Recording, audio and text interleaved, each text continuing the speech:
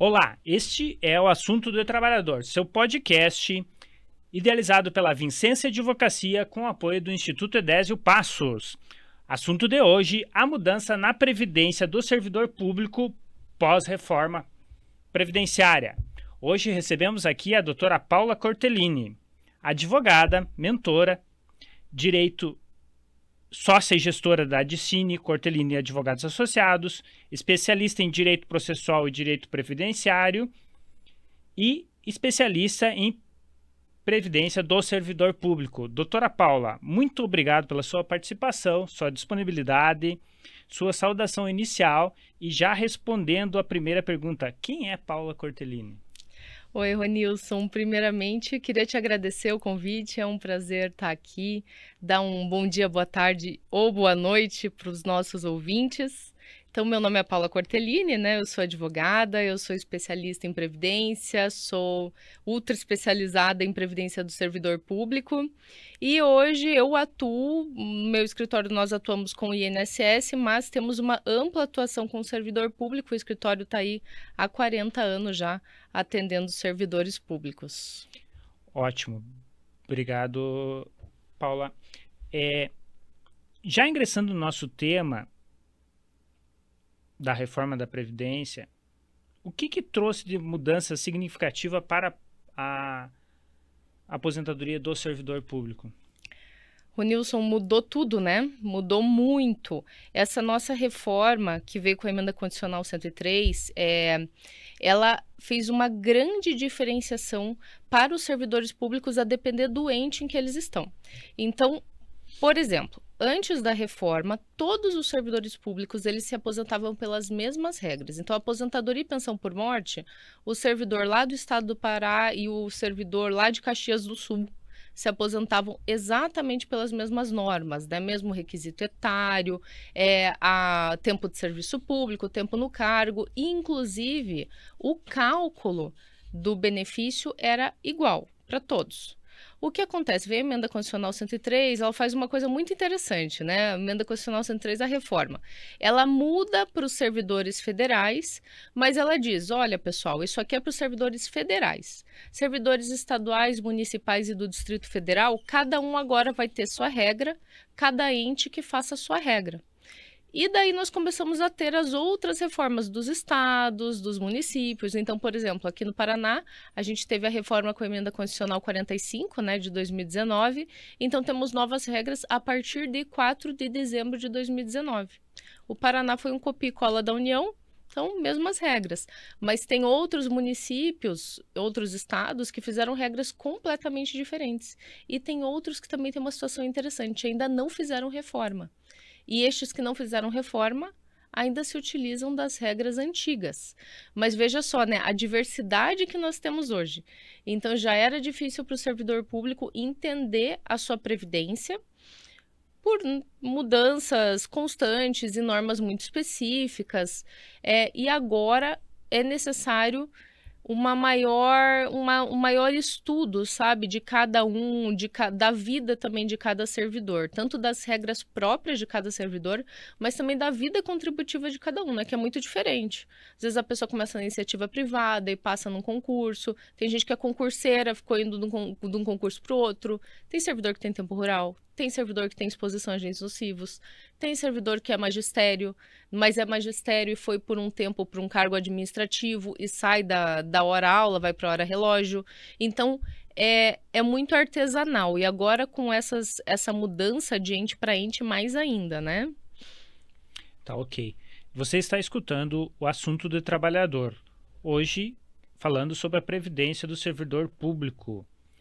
Siga as nossas redes sociais da Vicência Advocacia e do Instituto Edésio Passos. Doutora Paula, acredito que é necessário para o trabalhador, para o servidor público que está nos escutando, no que se refere à questão uma pequena distinção dessa questão do regime próprio e o que é o regime geral.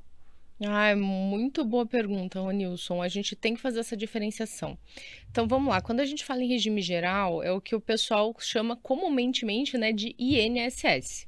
Na verdade, o INSS é a autarquia que administra o regime geral. Quem que está lá no regime geral?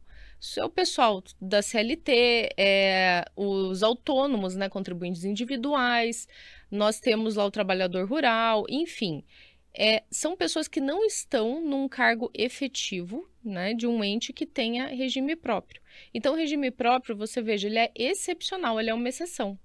Então, no Paraná, por exemplo, em São Paulo, no estado de São Paulo, vários municípios, o que nós temos? O servidor público que faz um concurso de provas ou de provas de títulos e vem a ocupar um cargo efetivo, ele vai ter uma previdência própria para ele. Esse é o sentido de falar, né, regime próprio. E o regime geral é justamente aquele que é para todos os trabalhadores. Então, são aquelas pessoas que não estão com cargo efetivo. Mas a gente só tem que tomar um cuidado, porque tem servidores públicos que o município, o estado, mais municípios, acho que estados todos têm regime próprio, não tem um regime próprio. Então, a contribuição deles vai para o regime geral e vão se aposentar com as normas do INSS. Então, Ronilson, acho que assim, simplificando, o regime próprio ele é destinado para os servidores públicos em cargo efetivo. Tá, ok. Lembrando aquele trabalhador que nos escuta hoje, tomamos como exemplo Paraná Previdência, Pato Prev, que é de Pato Branco, também temos regimes próprios na nossa região lá de Pato Branco, Mariópolis, Chopinzinho, Francisco Beltrão, todos esses se referem a regime próprio, mas, por exemplo, Palmas já vai para o regime geral do INSS. Pois bem, doutora Paula, tomamos como exemplo uma professora do estado do Paraná. Claro que simplificando, assim, como é que fica hoje a sua aposentadoria e como que fica aquela que já estava no estado antes desta reforma? Bom, vamos lá. Eu vou começar pela última pergunta, Ronilson. Como que fica para aquela servidora, professora, que ela já estava no estado, mas digamos que ela não consegue cumprir os requisitos para se aposentar até a reforma, né? Até 4/12 de 2019. Apesar, Ronilson, já adiantando para os servidores públicos do Paraná, existe uma discussão quanto a essa data, tá? O Tribunal de Contas aqui do Estado entende que algumas regras valem até 9/3 de 2021. Mas, enfim, se essa servidora, essa professora, ela já estava no estado antes da reforma e ela não consegue cumprir os requisitos para se aposentar até a data da reforma, ela vai entrar nas regras novas. É uma pergunta bem comum em escritório de advocacia que trabalha com servidor público, né? Mas eu entrei antes de 2003. Mas eu entrei antes da reforma, né, que seja. Então eu posso ainda me aposentar pelas regras antigas. Na verdade, não. Para você se aposentar pelas regras antigas, você tem que ter alcançado o direito às regras antigas até a data da reforma. Se você não alcançou esse direito, infelizmente, você não consegue agora, pós-reforma, cumprir esses requisitos. Por exemplo, idade, tempo de serviço público, tempo no cargo. Infelizmente, você vai entrar nas regras pós-reforma. E, Ronilson, falo infelizmente, né? Porque na maioria das vezes a reforma ela não é benéfica para o servidor. Ou ela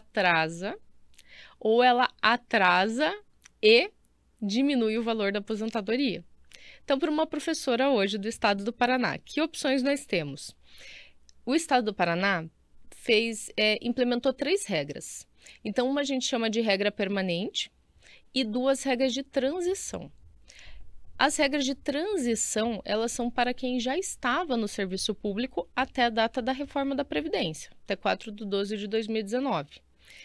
E a regra permanente também é para estas pessoas que já estavam no serviço público, mas também é para quem ingressar hoje no serviço público, então só vai ter esta regra, né, permanente. Regra permanente hoje é uma regra equiparável à regra por idade ali do regime geral. O que esta servidora ela tem que cumprir, né? Vamos falar da professora. A professora ela vai ter que ter no mínimo 57 anos de idade, 25 anos de magistério, 10 anos de serviço público e 5 no cargo. E veja que já é interessante, porque se a gente pegar as regras anteriores, as professoras conseguiam se aposentar com 50 anos de idade. Então, a gente já tem, da regra permanente, a idade mínima é 7 anos a mais do que a regra anterior. Então, aí a gente já vê, né, que a reforma não foi uma boa... Não foi uma boa... não foi uma boa implementação, né? Não foi benéfica para o servidor público. Agora, nós temos outras duas regras. A gente tem o pedágio 100% e a regra de pontos. E pedágio 100%, vamos pegar quanto tempo faltava para essa professora fechar 25 anos de magistério até a data da reforma e vamos multiplicar por 2. Então, vamos pegar lá uma professora que tinha 23 anos de magistério na data da reforma. Faltava 2 anos para ela fechar 25. Então, ela não vai ter que contribuir por mais 2 anos, ela vai ter que contribuir por mais 4 anos. Vamos dobrar o tempo que faltava. E também vamos ter idade mínima, mas uma idade mínima mais simpática, 52 anos, né? Daí também 20 de serviço público e 5 anos no cargo. Então, essa é a regra do pedágio. E a regra dos pontos, 52 anos de idade, vamos ter 25 de magistério, vamos ter 20 anos de serviço público e 5 no cargo, mas a soma do serviço público, a soma do tempo de contribuição, na verdade, com a soma da idade, tem que fechar uma pontuação específica.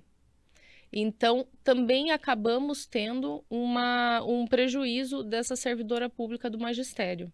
Mas temos estas 3 regras, né? Agora, todas estas regras, elas vêm a impor algum obstáculo a mais para essa servidora pública professora ter sua aposentadoria com relação às regras anteriores, tristemente. Ok, você está ouvindo Assunto de Trabalhador, hoje com a doutora Paula Cortellini, falando sobre a mudança da Previdência do servidor público. É necessário destacar e agradecer que a doutora é minha mentora, inclusive, né, na Genial Prev lá. Sempre temos aulas muito interessantes. Obrigada. Pois bem, destaco para questão professora, porque a média no Brasil é de 90% mulheres. Inclusive, tenho a satisfação de dizer que a doutora é a primeira convidada mulher no nosso podcast Assunto de Trabalhador. Até porque ontem foi Dia Nacional da Educação. Ontem foi o Dia Nacional da Educação. Eu costumo dizer que na nossa região lá do Sudoeste é uma média de 98% são mulheres. Nossa, bem mais alta que a média nacional. Dá para se dizer que são 98% mulheres. Um abraço para todas as professoras. Doutora Paula, diante de todas essas revoluções que teve na reforma da Previdência, que muitos falam que foi uma deforma, não uma reforma, quanto à questão do auxílio-doença, como é que fica as alterações? Certo, então vamos lá, né, Ronilson? O auxílio-doença ou a licença para tratamento de saúde, cada regime vai chamar de um jeito, né? Cada estatuto do servidor vai chamar de um jeito. Como que ficou? É importante falar, sabe, Ronilson, porque o pessoal confunde bastante a doença com a incapacidade. Então, só para a gente diferenciar rapidamente, às vezes você pode estar doente, mas não estar incapacitado para a tua função, para as funções inerentes ao teu cargo público. Então, você tem que estar, de fato, incapacitado para exercer aquelas atribuições do seu cargo público para você ter direito a essa licença. A licença, ela até que não mudou, sabe? Ela permaneceu da mesma forma, ela exige a incapacidade.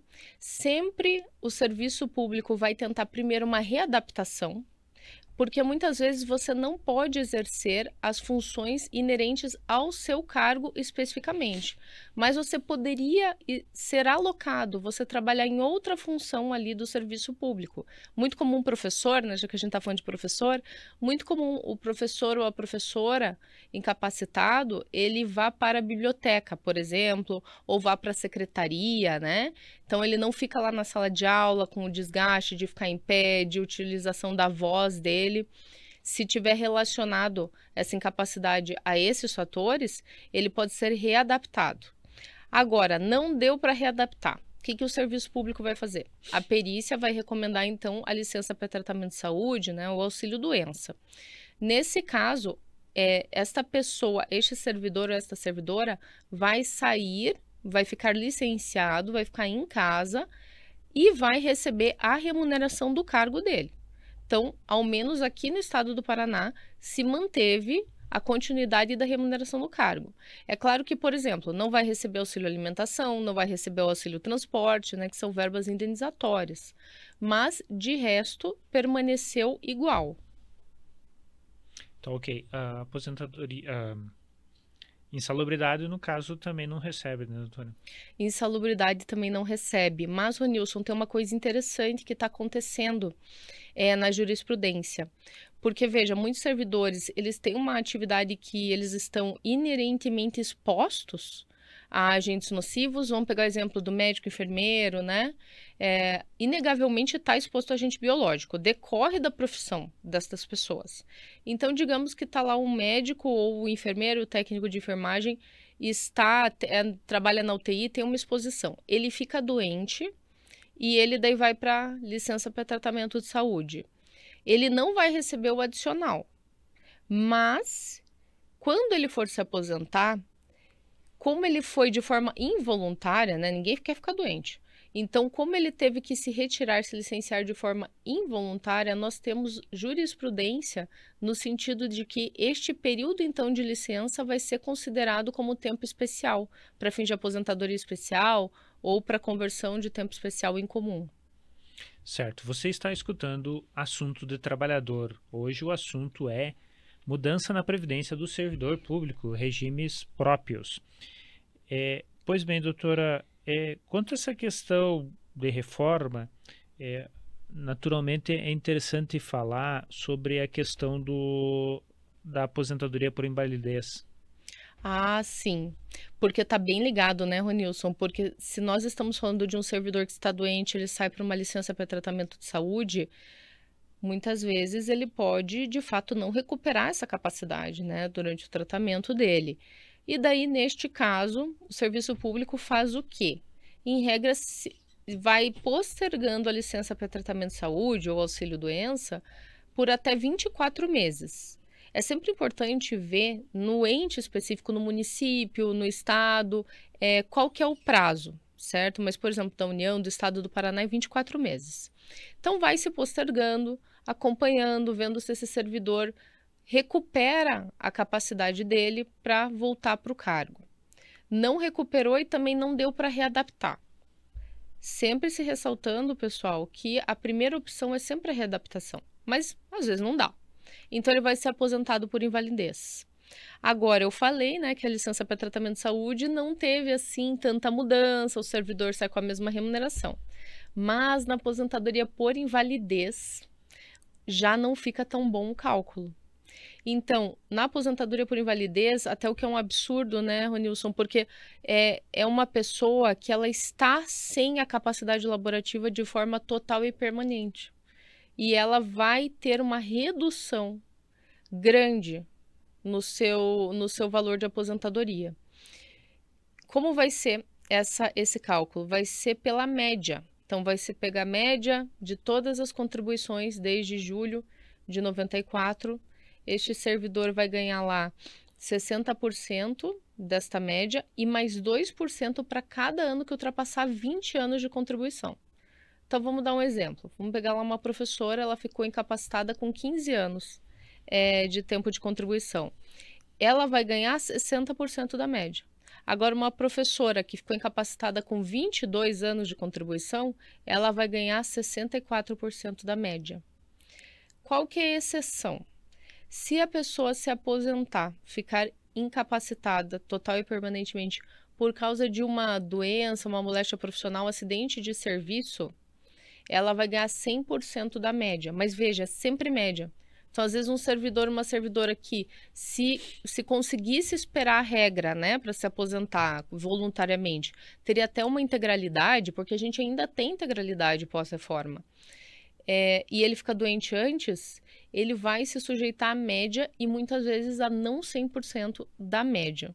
Então, para o servidor, pensando financeiramente, é melhor estar licenciado do que estar aposentado por invalidez. Ok. Assunto de trabalhador. Siga as nossas redes sociais para acompanhar esse podcast. Importantíssimo destacar para o trabalhador, como a doutora falou anteriormente, depende de cada regra de cada ente público que está vinculado, servidor público, no que se trata de regimes próprios. Tomamos como exemplo, por exemplo, Francisco Beltrão fez uma alteração para o auxílio-doença, ele vai lá largar uma média para em torno de 85% para o trabalhador que está afastado por auxílio-doença. Pois bem, doutora, também uma dúvida recorrente do trabalhador, do servidor público, é no sentido da pensão por morte. Como é que fica essa situação? Outro que foi uma deforma, né, Ronilson? Deforma da Previdência mesmo. Pensão por morte foi um dos benefícios mais afetados pela reforma e a gente teve uma grande diminuição no valor dela. Como que era antes da reforma? Antes da reforma, como eu falei, todo mundo pensionava igual. Então, todos os dependentes receberiam o mesmo valor de pensão por morte, fosse um servidor do Amapá, fosse um servidor de Francisco Beltrão. Então, o recebimento era a remuneração do cargo do servidor público ou os proventos de aposentadoria até o teto do INSS. Hoje está 7.786, né, Ronilson? E o que passasse disso ganharia só 70%. Então, ganhava tudo até um certo valor e a partir daquele valor ganhava 70%. Hoje, atualmente não está tão interessante. Por quê? A pessoa falece e daí os seus dependentes vão ganhar 60% da média, se esse servidor ainda não está aposentado, e mais 50% da média, se o servidor ainda não está aposentado, então mais 10% por dependente. Então, veja, se só tem um dependente, vai ganhar 60%. Agora, se tem mais dependentes, aí vai acumulando 10, 10, 10 até 100%. Agora, o servidor já está aposentado. Aí pega-se lá o total de proventos, então lá ganha R$5.000. Então, desses R$5.000, tem um dependente. Então, essa pensão por morte vai ser no valor de 60% de R$5.000, que vai ser de... Você tá bom de conta, Ronilson? R$3.000. Então, você vê, 5.000 vai virar 3.000, e daí esses 3.000, ok, vai ser recebido, né, por um dependente. Agora, se fosse 2 dependentes e desse essa conta, já ficaria 1.500 para cada um, né? Então... Veja só, um benefício que antes partiria de R$5.000, agora já vai partir de 3. Então, uma grande perda para os dependentes de servidores públicos. Exatamente, doutora. Salve este podcast, envie para aquele seu amigo que está necessitando dessas informações que são essenciais da aula da doutora Paula Cortellini, aqui, a nossa convidada hoje do podcast Assunto de Trabalhador. Entrando um pouquinho quanto à questão a doutora comentou também, do tempo especial. O tempo especial é o assunto do momento, né, Ronilson? Porque é uma oportunidade bem recente para o servidor público. A gente tem, essa possibilidade foi dada pelo STF, é um tema do STF, é o tema 942, e esse tema possibilita converter tempo de especial em comum no serviço público. E o que é interessante, esta possibilidade, ela só assim se concretizou mesmo em agosto de 2021. Foi quando se tornou definitivo esse tema, essa decisão desse tema. E é uma ótima saída, viu, Ronilson? Para quem quer fugir da reforma, muitas vezes é o tema 942 que vai salvar essa conversão do tempo especial em comum. A conversão, ela pode ser feita para os servidores públicos expostos a agentes nocivos. Então, por exemplo, né, profissionais da saúde, no serviço público, são os mais comuns de terem esta saída aqui. E se aumenta o tempo em 40% para o homem, 20% para a mulher, até 13/11/2019. Apesar de existir uma certa discussão quanto a essa data, mas a princípio é isso. Então, um servidor público, um homem que tinha lá seus 20 anos de contribuição até 13/11/2019, esse número aí, a gente vai para 28 anos de contribuição, com exposição a agentes nocivos, né? Então, muitas pessoas acabam, de fato, conseguindo fugir da reforma da Previdência, porque daí você tem 28 anos de contribuição ali convertidos, você tem mais um tempinho lá no INSS que você vai trazer, e com isso você consegue fechar um direito adquirido na integralidade, né? Só alegria, né? Então, tem sido uma ótima saída para os servidores públicos conseguirem adiantar suas aposentadorias, conseguir o abono de permanência e também aumentar o valor consequentemente. Tá, ok. Doutora Paula, e aquele servidor público que na nossa região, lá no Sudoeste, tem muito disso, que é aquele trabalhador, aquele servidor que no início lá, como tu falou anteriormente, teve aquele tempo rural. Como é que fica essa situação? Tempo rural é mais comum do que a gente imagina para servidor público. O tempo rural a gente faz o reconhecimento no INSS e daí se leva para o serviço público. Como que faz isso? A gente tem que emitir uma CTC, uma certidão de tempo de contribuição, que é um instrumento por excelência, que nós levamos tempo de contribuição de um regime previdenciário para o outro. Agora sim, Ronilson, a comprovação, tem que ser preenchida uma declaração, uma autodeclaração lá perante o INSS, tem que se juntar documentos comprobatórios desse tempo rural e mais do que isso. E é aqui que vem a parte chata, né? Que é pagar. Porque para emitir essa CTC e levar este tempo para o serviço público, a gente vai precisar indenizar esse tempo. Porque muitas vezes o trabalhador rural, ele está numa informalidade, né? Ele só vai vivendo, ele acorda todo dia e vai vivendo, fazendo o que ele tem que fazer ali na roça. E muitas vezes não tinha nem documento, não tinha nada formalizado. Então, quem dirá contribuir para a Previdência? Para ele levar esse tempo para o serviço público, ele vai ter que fazer o acerto dessas contribuições previdenciárias. Então, não basta só comprovar. O INSS, para emitir a certidão de tempo de contribuição, para levar para o serviço público, vai exigir pagamento. Então, Ronilson, o que a gente tem que fazer nesse caso, né? O que nós advogados, planejadores previdenciários fazemos? Nós fazemos um cálculo de retorno sobre o investimento mesmo. Será que compensa eu levar esse tempo rural desse cliente para o serviço público? O quanto que vai adiantar da aposentadoria e aumentar a aposentadoria, em quanto tempo vai retornar esse valor. E também sempre pensando nos planos de vida, né, do cliente. Às vezes um cliente que está com pressa, ele quer sair agora do serviço público, ele não quer ficar esperando, porque ele foi jogado por uma compulsória, lá por causa da reforma. Para ele, às vezes, é interessante, para ele compensa o pagamento do valor. Já para outra pessoa que está mais tranquila, o servidor está, não, tudo bem, eu levo mais um tempo aqui, às vezes não compensa. Então, por isso que eu digo que é aquele trabalho artesanal, né? Mas a gente tem que ter em mente que vai ser pago para trazer para o serviço público. Tá, ok. Mais uma vez agradecendo a sua presença, doutora Paula. Lembrando para aquele trabalhador que tem a necessidade de dúvidas, é importante procurar um advogado especialista, que tenha de preferência passado pela Genealprev.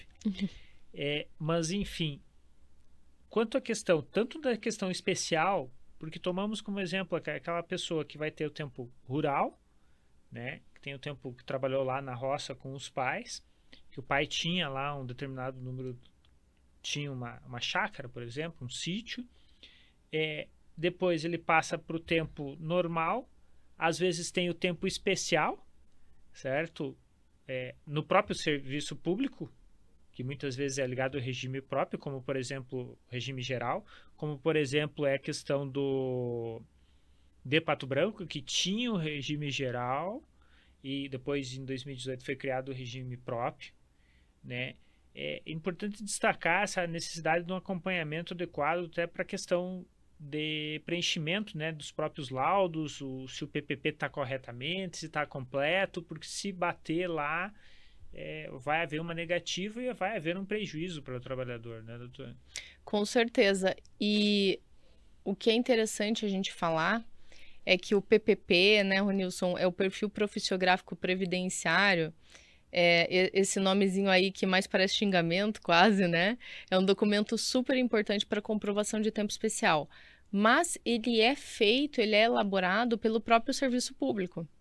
Então, muitas vezes, primeiro, esse PPP nem chega e nós temos que judicializar, entrar com uma ação pedindo para que seja liberado de uma vez. Ou, às vezes, ele vem, mas vem completamente dissociado da realidade daquele servidor público. O servidor está exposto a agentes nocivos e vem que não está. É uma situação que a gente enfrenta muito aqui com a Prefeitura de Curitiba, por exemplo. A Prefeitura de Curitiba só reconhece tempo até 97. Então, você pode ser médico, enfermeiro, não vai reconhecer tempo especial. E daí você tem que, infelizmente, realmente entrar com uma ação, judicializar, fazer uma perícia na justiça. Mas, Ronilson, o PPP do seu colega, que está no mesmo cargo que você, na mesma carreira, que está lotado no mesmo local de trabalho, pode ser aproveitado para você. Então, essa é uma informação importante também, porque às vezes eu estou falando aqui, o pessoal, já deu até uma preguiça, né? Só de pensar esse vai e vem. Mas se você tem um colega que já teve esse reconhecimento, isso ajuda muito também para conseguir essa aposentadoria, esse tempo extra ou esse melhor cálculo. Ótimo, doutora. Excelente. Você está escutando Assunto de Trabalhador. Acompanhe as nossas redes sociais e compartilhe esse podcast. Doutora Paula, o que é o abono permanência? O abono de permanência, ele é um crédito referente ao valor da contribuição previdenciária para o servidor público, que ele pode se aposentar, mas ele decide continuar em atividade no serviço público. Então, Ronilson, se a gente pega um contra-cheque de um servidor público que recebe abono de permanência, a gente vai ver que vem descontado o valor da contribuição previdenciária, mas em outra rubrica, outro código, vem a devolução deste valor integralmente ou de até 100% dele. Antes da reforma, todo servidor público que continuasse em atividade tinha um creditamento no seu contra-cheque referente ao valor de contribuição previdenciária. Então, era sempre igual. Descontou R$400 de contribuição previdenciária, tinha de volta R$400. Agora, os entes eles podem ou não instituir o abono de permanência, e a gente tem vários entes que não instituíram. E se ele instituir, ele pode colocar, ele pode arbitrar se vai ser 50%, se vai ser 100%. Te dando um exemplo, aqui no Paraná, estado do Paraná é 100%. Existe abono de permanência, ele vai ficar, esse servidor público paranense, se ele continuar na atividade, mesmo após podendo se aposentar, ele vai ter devolvida 100% da contribuição previdenciária. Agora, o município de Joinville, por exemplo, o abono de permanência é 50%. Então, ele ainda vai pagar metade da sua contribuição previdenciária. Quer dizer, pagar ele vai de qualquer forma, mas ele vai ter devolvido, né, apenas metade da sua contribuição previdenciária. E tem servidor, Ronilson, que nem sabe o que é abono de permanência, nem sabe que tem, e tem dinheiro para pôr no bolso, sabe? De tempo para trás. Então, é importante que essa informação chegue aos servidores públicos. Certo, excelente. E o servidor ele tem que fazer um requerimento? Como é que funciona essa questão do abono permanência? Pois em tese, o abono de permanência tinha que ser implementado automaticamente, porque a administração pública detém os dados, ela sabe todo mundo que vai estar entrando, está se aproximando de data de aposentadoria. Mas não é isso que acontece. Então, o servidor público, sim, ele tem que fazer o pedido do abono de permanência, verificar no ente ao qual ele está vinculado, onde se faz esse pedido, se é no seu RH, se é em algum departamento específico, e pedir, se ele tiver valores em atraso para receber, o Nilson, do abono de permanência, já pede também os retroativos. Então, pede tanto para implementar em folha, quanto também para que a administração pública pague os valores retroativos. Normalmente, o Nilson, o pessoal tem o abono de permanência implementado em folha daqui para frente. E os retroativos é uma briga. Mas por isso mesmo é importante o servidor público fazer um planejamento previdenciário e estar atento para saber com exatidão a partir de qual data esse abono de permanência é devido para fazer a solicitação. Certo. Tem aquela discussão, doutora, salvo engano, a emenda 47, no sentido que aquele professor, por exemplo, tomamos como exemplo um professor que, antes da reforma, devia ter 50 anos de idade para se aposentar e 25, a professora. Uhum. Digamos que ela tenha trabalhado lá aos 27 anos e tenha 48 de idade, por exemplo. Há uma compensação desse tempo, né? Isso, Ronilson, essa regra era queridinha, né, antes da reforma, e ainda é uma regra que salva muita gente, inclusive. É a regra que a gente chama com redutor. Então, para cada ano de contribuição ou de magistério que ultrapassasse o mínimo necessário, então para as professoras 25 anos, você poderia diminuir um da idade. E para essa regra, tem abono de permanência, antes não tinha, né? Tinha uma grande discussão quanto a isso, mas foi até um acórdão do TCU que veio e possibilitou o abono de permanência para essa regra. E a emenda constitucional, a reforma da Previdência, sedimentou esse assunto, dando abono de permanência para essa regra. Então, é uma regra maravilhosa, porque além do servidor se aposentar antes, ele também tem o abono de permanência e muitos servidores, como eu falei antes, pode ter o abono retroativo e nem sabe disso, né? Exatamente. Aproveitando, falando de professora, na questão, por exemplo, não se consegue, no caso, como tempo especial, na verdade, professora não é nem considerada tempo especial, né? É uma atividade especial, né? Mas não seria uma atividade diferenciada, né? Uhum.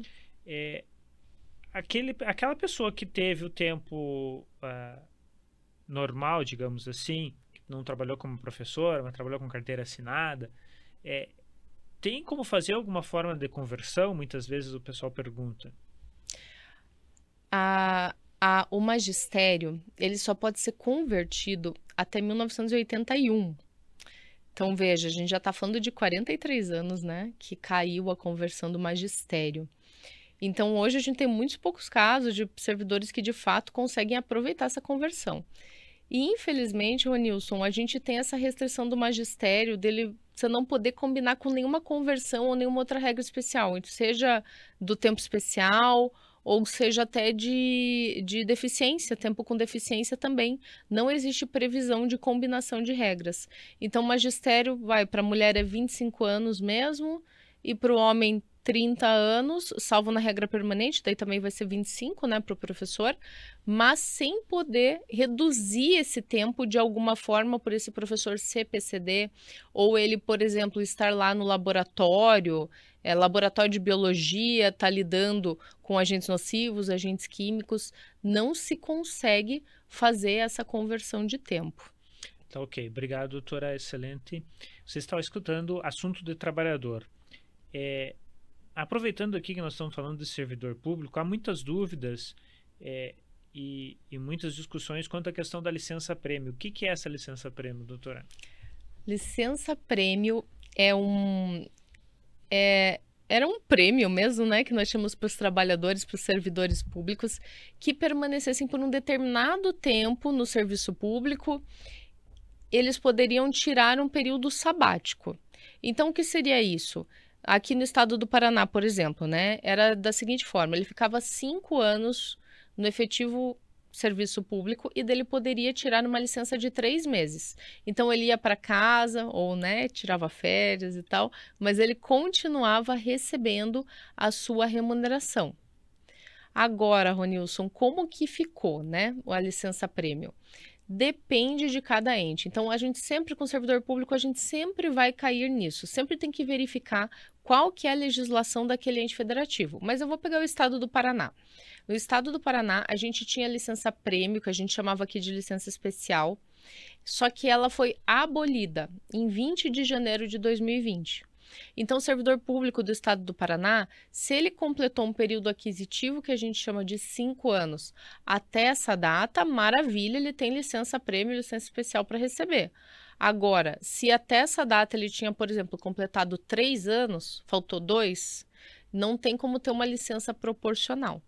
No estado do Paraná, ela foi substituída por uma outra licença chamada licença capacitação. Então, nós não temos mais. Mas, Ronilson, muitos entes ainda têm, muitos mesmo. O que o servidor público tem que ficar atento? Primeiro de tudo, ele não é obrigado a tirar essas licenças. Eu falo isso, Ronilson, porque às vezes acontece assim um assédio com esses servidores e às vezes até mentiras de falar, não, para você se aposentar você tem que tirar a licença e você não tem, não é obrigatório. Você pode se aposentar com licenças em haver e às vezes é até preferível. Por quê? Porque você vai receber essas licenças em pecúnia. Então vamos pensar um servidor lá que tinha 5 licenças prêmio, não tirou nenhuma. Essas 5 licenças é de 3 meses cada. Vai virar 15 meses de remuneração a receber. Então, muitas vezes é um valor muito bem-vindo, né? No momento da aposentadoria.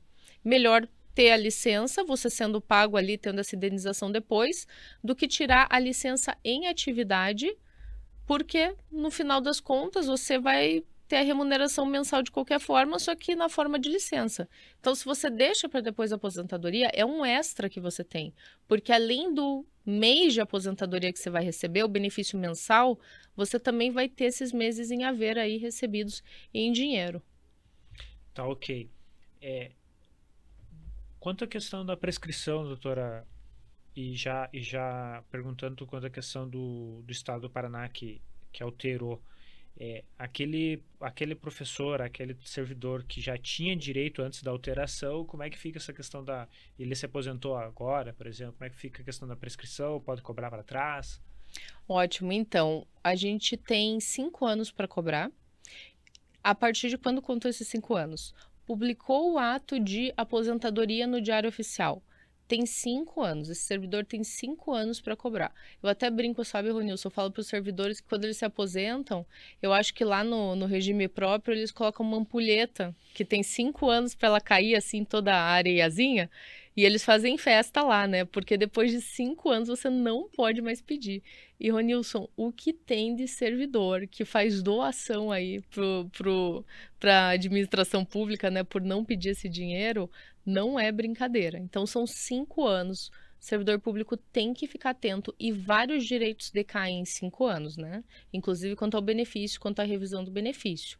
Então, vale a pena ficar de olho. Se você já se aposentou, não é mais uma questão de planejamento previdenciário, é uma questão de revisão. Então, se atentar também para essa data que saiu o ato de aposentação no Diário Oficial. Exatamente. O abono permanência também vai para média ou para integralidade? O abono de permanência tem uma discussão sobre ele, né? Ele não tem ido. Agora, para a questão da licença especial, licença prêmio, nós temos decisão aí de que ele deve integrar, sim, esse valor indenizatório de licença prêmio ou licença especial convertido em pecúnia. Ótimo. Doutora, mais uma vez, muito obrigado pela sua presença e a sua conclusão. Ronilson, eu que agradeço, foi um prazer enorme. É sempre uma alegria poder compartilhar informações para servidores públicos.